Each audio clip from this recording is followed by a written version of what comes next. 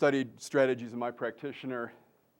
There were 65 of us in the room, and 62 were in various stages of this, and this, and this, and this.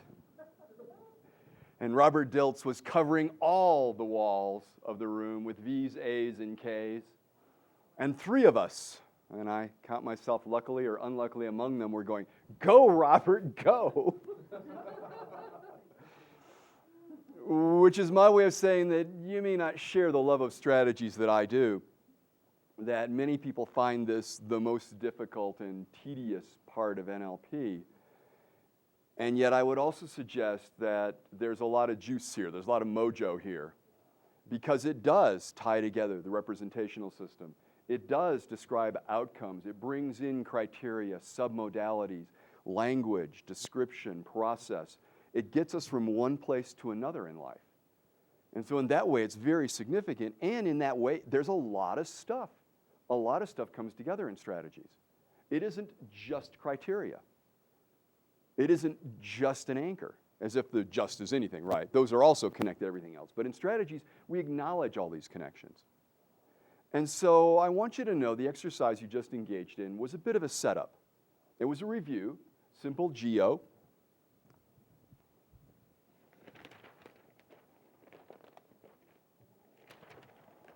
A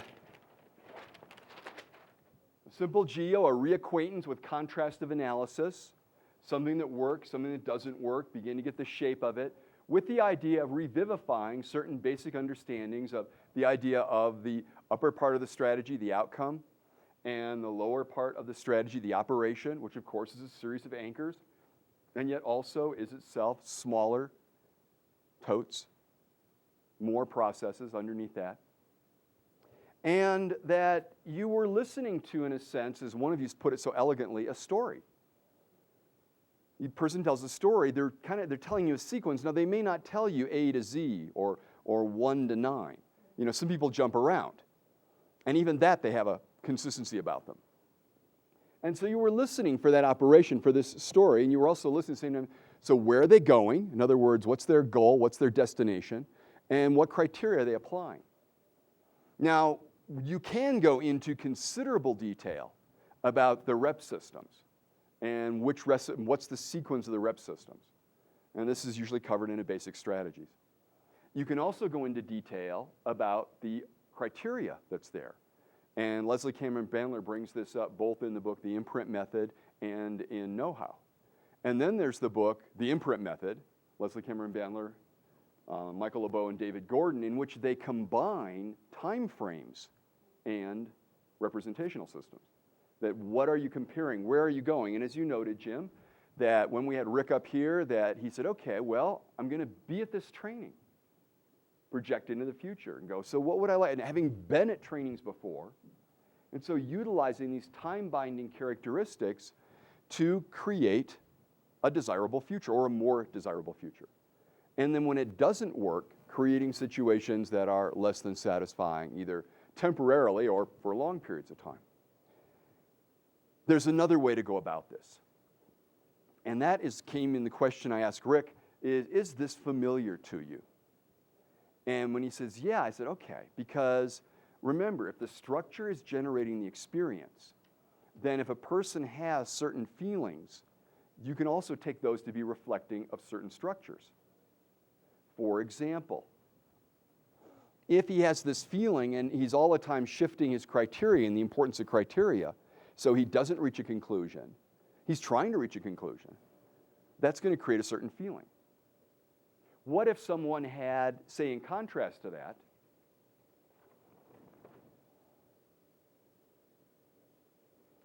they were going to make a decision and they felt like they only had one option? Now, well, there's only one thing I can do. It doesn't feel as choiceful, does it?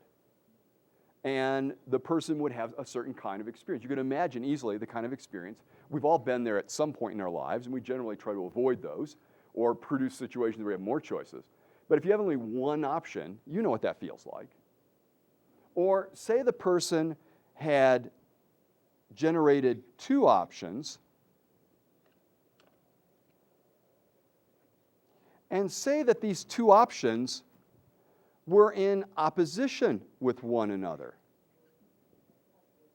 You have this one, yeah. A number of people have this one. So on the one hand, right, but on the other hand, well, I could do this except, and we know from Practitioner NLP, you hear this language form in the middle, like except, but, whatever, that, that indicates that there's a polarity between, so the person's trying to decide this up here, but they get caught up in, well, there's this or there's this or this. Now, what about another possibility? What about where the person, they go into the shop and they go, wow, that's a nice chair. And they go, that would look great next to the bar and all that. And then they look at the price tag. Oh. But wait, it's on sale. No, but you have to buy something else with it. Well, the idea is that what happens in some cases is that instead of it being merely a polarity, the person has criteria for each rep system. The idea that you meet somebody and they're really interesting. You go, wow, this is a really interesting person, And then you go and you're talking to somebody else and they go, well, yeah, except that they're liars. And you go, but I already like them. But they're liars. And these kinds of situations. By the way, this is in normal language called buyer's remorse. Right? This is where you go to some place and you go, wow, that, you look at it and you go, and you get that. And then as you're walking home, or when you walk in the door, some other auditory voice, or the internal or external says, you spent our money on that? And then you're conflicted because the criteria got spread across several steps. By the way, the opposite of that is what? You go to the store and you see it and you go, that's really nice. And you go home and you didn't buy it and you're awake all night. And I'm going to go in the morning, I'm going to go before, I'm going to go to the store, and you go right in the morning and it's gone, yes.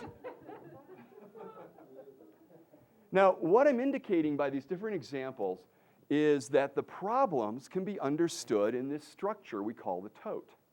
That the problem can be understood that in a decision strategy with only one option, you're not generating enough options. And that when you get a polarity, you've got divided criteria that has now gotten to the point where it feels so separated the person doesn't know how to combine it. Similar to the buyer's remorse, where you might have visual, auditory, and kinesthetic criteria. I was playing with Ron over there, because he says, well, I like shirts that are, look really, a certain look. And I said, well, what if you put them on and they're scratchy? Or what if it feels really good, it doesn't look really good? I'm not buying it, right? So you have a strategy, Ron, that all of the criteria have to be met. But other people don't have that. I mean, I could be a little bit on the edge here and talk about women's shoes. Well, I'm not talking about compulsion. I'm talking about they look great and they don't quite feel so good, but you buy them anyway, right? Because they look great. Yes, well. Okay. So we can begin to think about strategies, and you can begin to listen to the difficulty. In other words, one way to go at this is to do all the elicitation. And you're looking and you're watching the eye movements and you're making the charts and all this and you're listening to the criteria. And these are good practices just to get the structure, to practice paying attention to the sensory-based information, building up a model of how the person does the problem. Alternately, how they do their excellence. Again, strategies is a modeling tool. And you can listen to the nature of the complaint.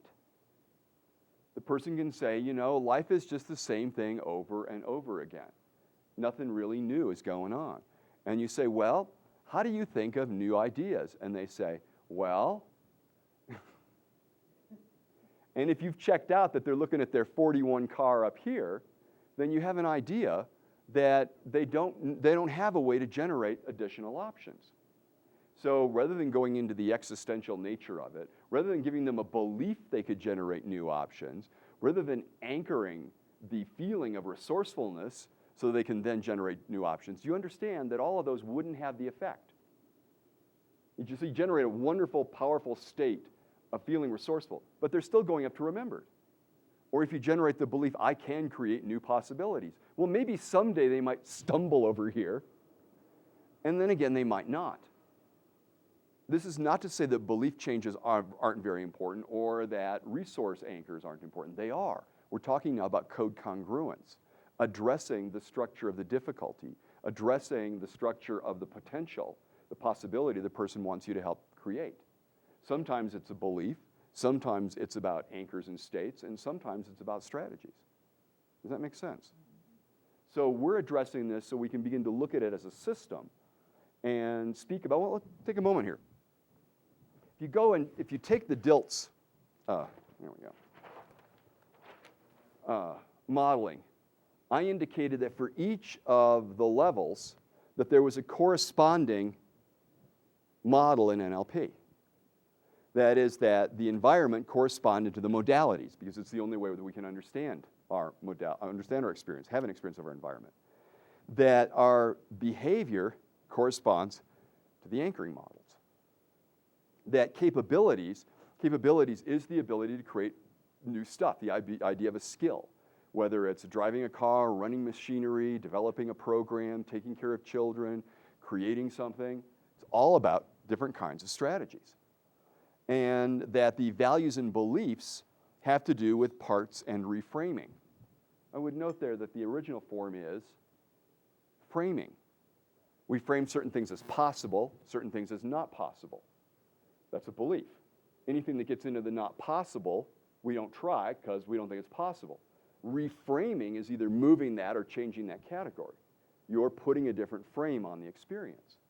Parts is a way of speaking about a certain frame around some experiences, your creative part. Well, a creative part's going to have what? A strategy. It's going to have your creativity strategy in it, we hope. It's going to have certain anchors and resources. And it's going to have the belief, the value that creativity is important and that I can do it. So we see how these begin to weave together. And then identity, this is identity statements, is, am, the same as, he's a hero, for example. The word is in there. Metaphor. When somebody says something is like something else. You know, this organization is like a tiger. And you go, well, okay, so you're making an identity. So each of these apply to different areas of experience. I would point out to you the only one of the models in NLP that has a direction is strategies. Yeah, I know. I think I catch some people on that one. The only model of all the NLP models that has directionality is strategies. In what sense? Well, in the sense that anchors are stimulus response. You know, you recall when I was playing the little anchor game, and I had last time I was here, and I did this, and I looked over, and you moved, right? And then I went, ding, and she starts laughing, but it's really because of my smile, not the ring. But I'm making an association. I make an anchor there. Well, there's no meaning in that. The meaning is applied. I have a strategy for teaching you something. So we have lots of anchors in our experience. Pretty soon, you're going to have a certain stimulus response saying, time to eat. You know, you're going to rumble, rumble. So you go, whoa, oh, food, you know. But you're not like going, oh, then you go into a strategy. The modalities, there's no purpose in the modalities. If something's bright or dark, you know, what difference does that make? It only makes a difference in relationship to your organization for your goals. As far as parts, we can talk about a strategy for parts, but what are we talking about? You know, we're talking about boom, boom, boom, boom, boom, boom, boom, boom. You know, dun, dun, dun. I take it you don't use the music. It really helps. Dun, dun, boom, boom, boom, boom. So, what are we talking about? We're talking about one big happy part. Well, that's a condition. That's not a strategy. It's congruence. You know, the idea of affiliation, either internally congruence, or externally, cooperation, affiliation, confluence. You can talk about that, but that's a state that we seek with our parts. We seek that our parts would get along internally, externally. Strategy is the one place where you have outcomes. Doesn't the part have an outcome too? Does it?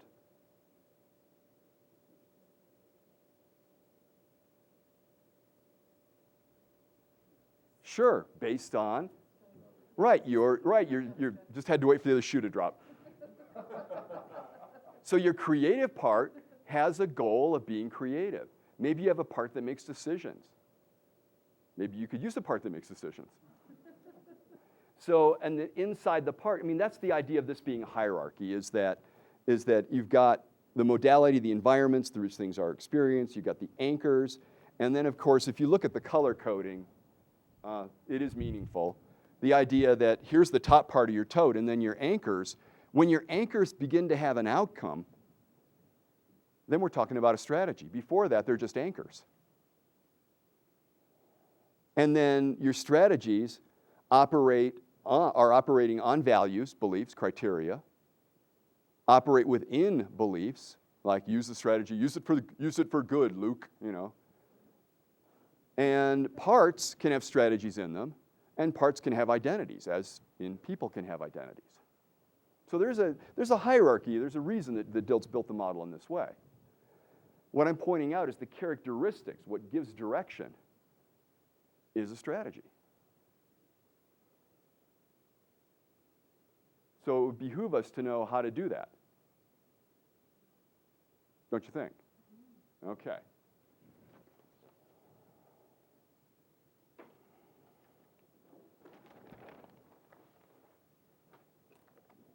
So, the first one being, of course, when you have no option in a strategy. Because then, we're talking about decisions right now, you understand. We're going to feel free to confine ourselves to the domain of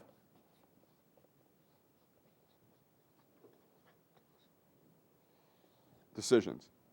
A decision strategy without the ability to create options is the default. Now, I'm going to give you an example to get an idea how far you can go with this, because a dear friend of mine who got a bachelor's degree in engineering and a master's degree in engineering didn't have this. Got a job, worked for NASA, then worked for a major pharmaceutical firm, all based on going up here. Then discovered that in the suburbs it was more important to have a bigger mower than your neighbor. And she, engineer, being somebody who was international and urbane and sophisticated, went, this isn't where I want to hang out. Isn't that strange about that? We try to get kids to go to jobs. Oh, you're good at math. You should be an engineer. Not that you'd like to hang out with engineers, or certain engineers, I should say, of course. There's differences in every field. We have people, instead of picking what we want, well, she decided to repick. So she starts going around and asking people about what they do and what they find. It's very, I mean, you could tell there's like creative strategy here, but no creativity in it. It's like, so what do you do, and do you enjoy what you do, and tell me about what you do. Very applied, very engineering, went around different people. This reminded me of Paula Poundstone. She's the comedian who says, you know, when adults ask kids what they want to be when they grow up, they're looking for ideas. So my friend is going around and talking to different people and trying out different jobs. And I tell you, and this still goes into the idea of the importance of practicing these skills, because at the time, I knew about strategies, but I never thought to look there. That little thing, you know? And so I'm sitting around with Tim Halbum, and it dawns on us that this is what's going on. And so this is what we did. Literally said, okay, think of anything up here, okay? And then move it over here and change it in some way. And then how do you feel about that? Okay, it's kind of, all right, good. Think of something, in other words, think of something else, and move it over here and change it in some way. And then how do you feel about that? In other words, we're building a creativity, bringing in, you see, when they say people have all the resources that they could need, and I also would say, or could want, those resources are not merely historical states. Having access to all of our internal neurology is resourcefulness. I hope from my metaprogram section, having access to all of the metaprogram options is neurological resources. So did this a few more times, and then she went off, and Tim and I continued sitting in the bar talking. Next day comes in, she's had all these dreams, things are rolling and flying around, and all this stuff is going on. Would we do it again? Well, Tim's got one of those long neck bottle of beer. You don't see him much anymore. So Tim's using the bottle of beer as a pointer. I go up here, and I'll change it in some way. I'll bring it down here. Does this a few more times, and goes away. We keep in touch over the years, and she has quit engineering, and she has started to, this was years ago, resurrect an art form known as suminagashi, painting on water. What you do is you paint on it's a Chinese-Japanese art form. Paint on the surface of the water. Then you take a big piece of rice paper, at least she does, and you put it down on the surface and pull it. So you get one print. And literally, the image is moving on the paper, so you have to think about the image you want to create. And you use feathers, and you blow on it, and all of a sudden you create, and when it's the way you want it, then you get one shot at making the image. Well, her work is now in Santa Fe, and New York, and Chicago, and sells for thousands and thousands of... What's that? Better than engineering. Well, she utilized the engineering, remembered, to recreate this art form. She had to figure out, because a lot of it wasn't being published. So she figured out how she built the tray and how to circulate the water, and then had to figure out what the mix of chemicals was, because it wasn't just water. It was water with a little seaweed and salt and so forth, and how to get the pigments to work and all this. So but now there was this whole creative side that came in. And I say this not to impress you, but to impress upon you what one little change in strategy can make, because this remade her life and her career, was to have access. And here's the deal. I thought, again, I'm telling stories on myself, so you get the idea how important this is.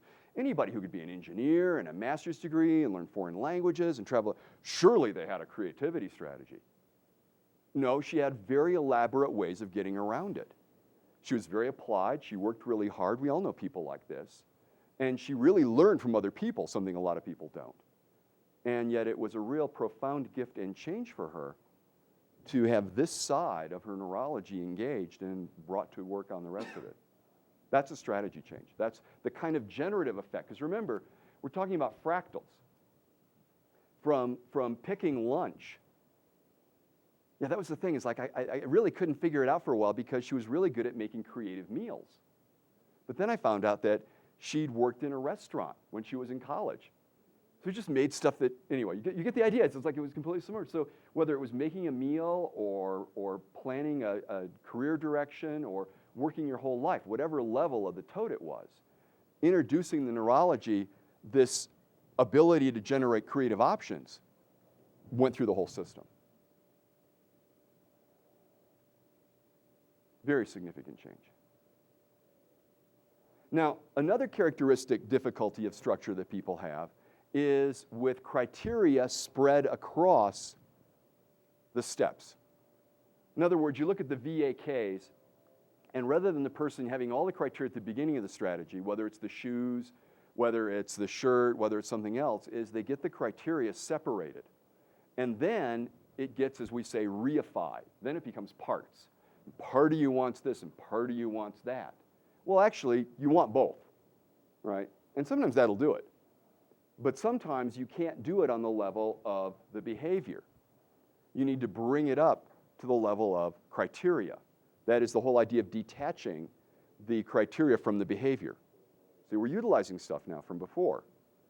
So whether it's a divided mind, whether it's buyer's remorse, whether it's different kinds of indecisiveness, and we'll go to some others later, these can often be the case of that the criteria is in some way not organized beneficially. One of the ways is spread across the strategy. So, who here has one of those? And again, this is what I'm saying. you can do a very careful elicitation with someone, or you can ask them, do you feel divided about stuff? You know, like on the one hand, on the other, you have difficulty making a decision, you get kind of, caught in the middle kind of thing. And they go, yeah. Then what you can do is you can pick a low level, which is to say small, relatively unimportant decision, and work on that, knowing that structurally it's the same as the big decisions. Remember, the difference between a small decision and a big decision.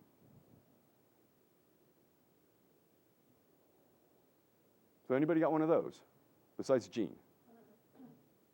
Do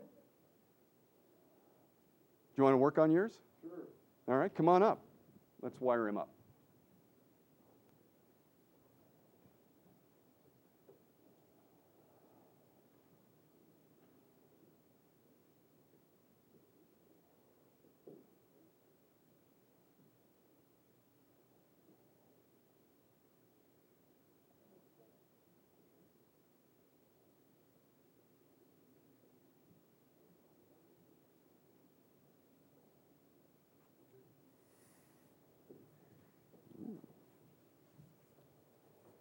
Okay, again, I'm going to take a different chair,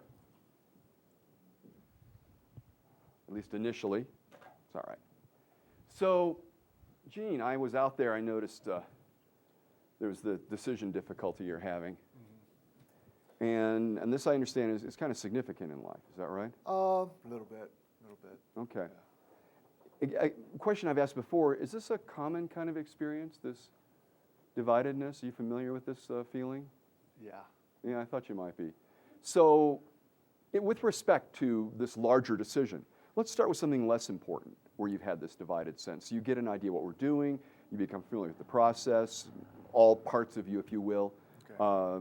Understand what I'm up to, and I'm really here to benefit you in this, rather than going right for that one. Although we could just go for that one. Does that make sense? Okay.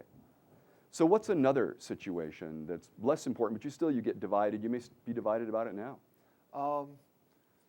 Telling a story. Should I tell this story? Should I tell this other story?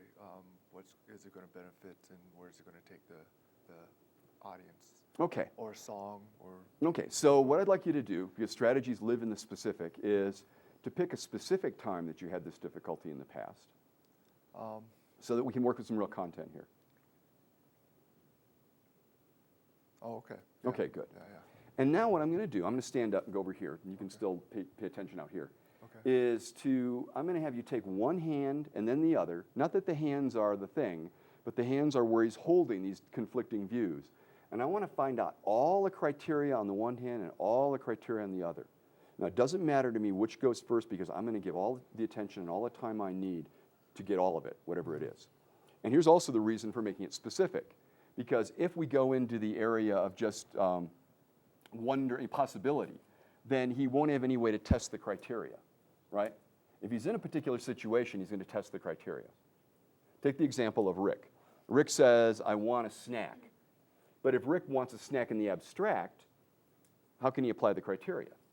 But if Rick goes, I'm going to a training, I want to be energized, I want to be alert, I want to be good to myself, then you get an actual application of criteria.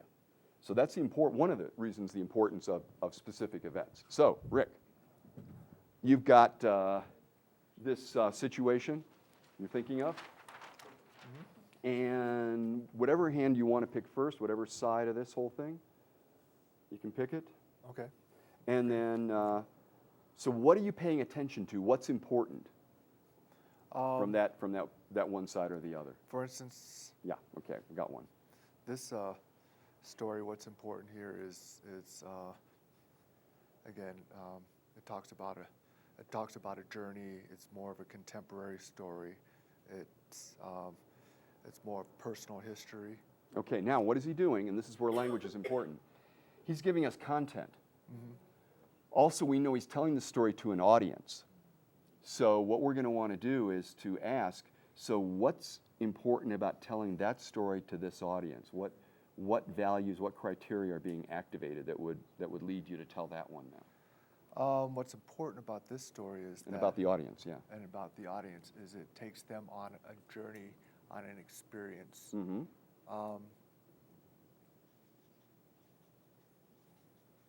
Okay. And also, it's about what's important about it is also sharing who I am and seeing how you can go from again on a journey from point A to point B and have a vision, have a goal, have a higher sense of self. And also, I get to share my culture and to I get to share my culture and show that part of who I am also. Okay. Anything else?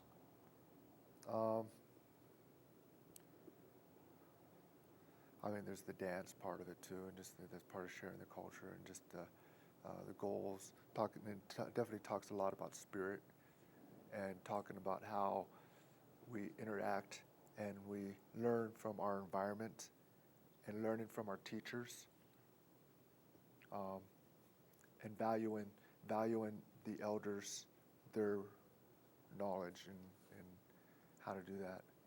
Okay. And, Let's pause there because for two reasons. One is a lot of criteria, great. And let's find out if this is enough because the feedback system's built in. If we go to the other possibility and the audience and what's important about that. Okay, should I tell a traditional story, which is more of a traditional story and shares my culture, as well as what's important about this is it's an old story from. It shares again. It's a lot of there's great.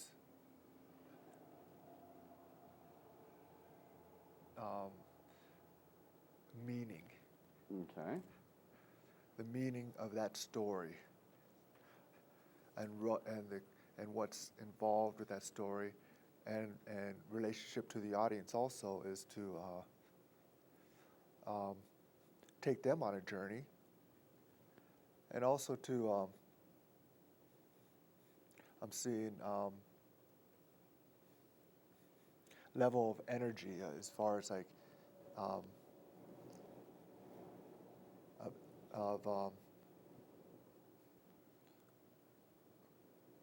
Importance of this story, and plus it's a story that has been passed down from generation to generation. Okay. And what's important about that? It's about keeping history or just preserving. Okay.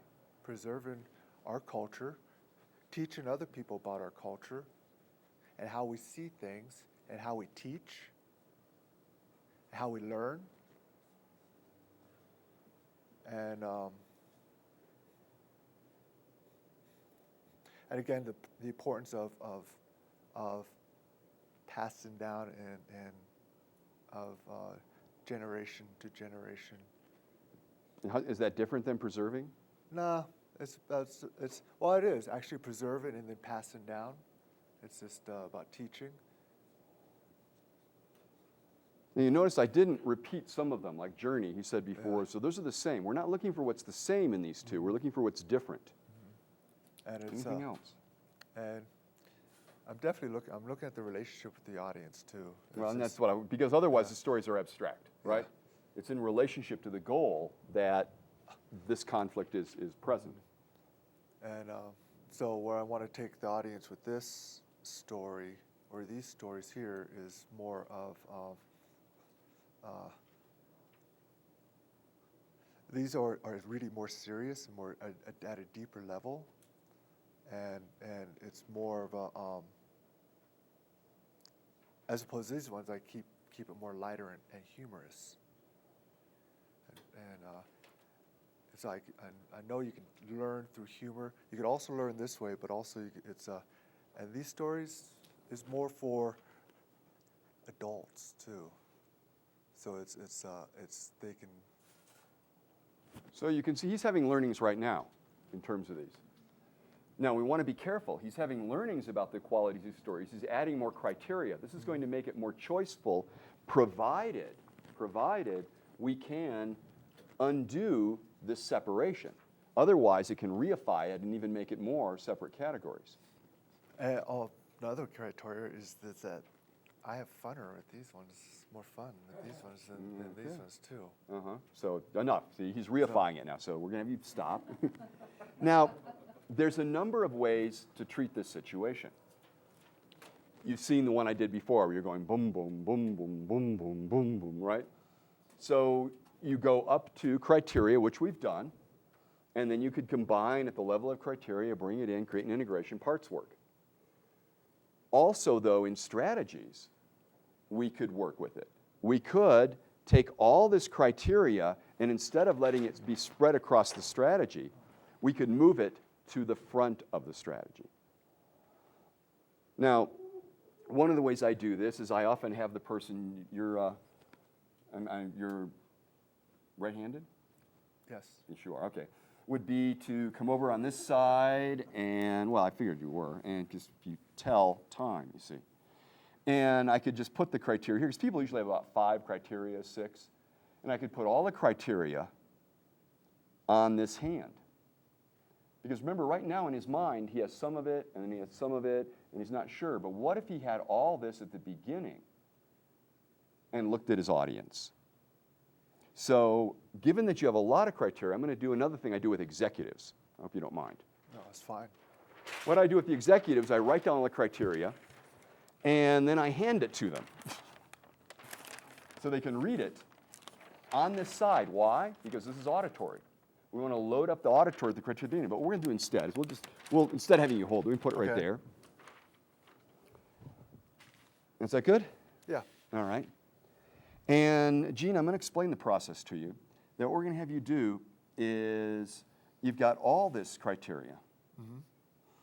That it's an experience, that you're sharing who you are, the culture, and I want to make sure you can read this, the journey, the vision, spirit, learning from the environment, from teachers, valuing elders, humorous, the meaning, levels of energy, preserving the culture, the teaching, the learning, the passing down, the seriousness, the depth we could put on there as well.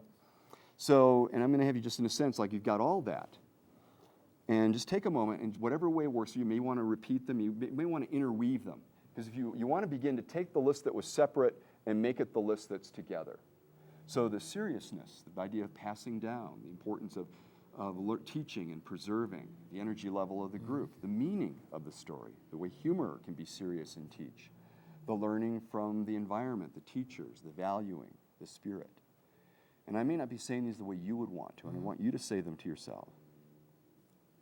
Okay. Out loud or just to myself? To yourself in whatever way. When you gather them up, you can just let your hands close. Let me know that you've gathered them up.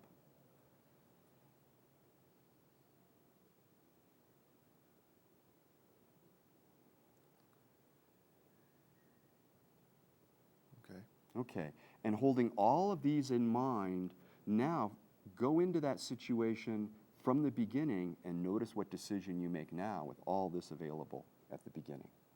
And just notice that decision as it unfolds with that.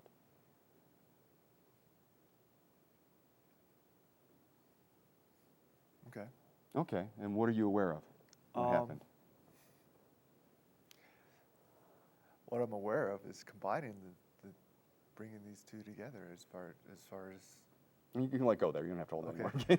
it's like I'm hanging on to it though, of combining the two and bringing the best. I mean, it's all.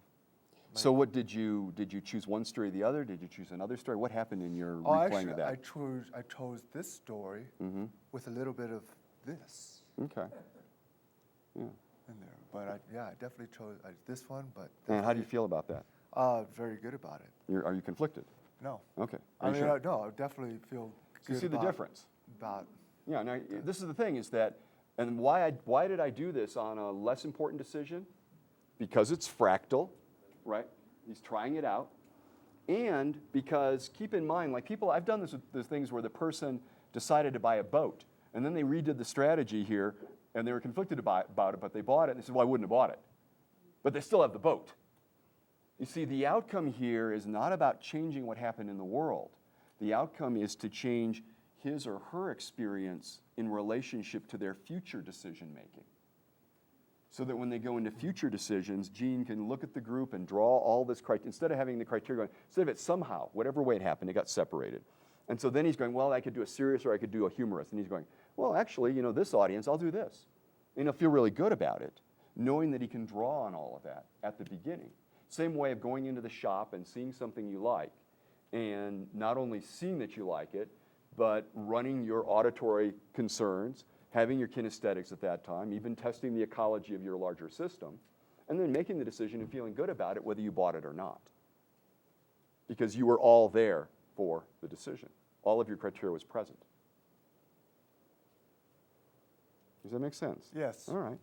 Well, I'll let you chew this over lunch. And then later on this afternoon, if you want one of your partners or ourselves, we can do that larger decision. Okay. If you want to do that, make sure. Otherwise, you might find it changed by you come back, but you can figure that out on your own. Thank you.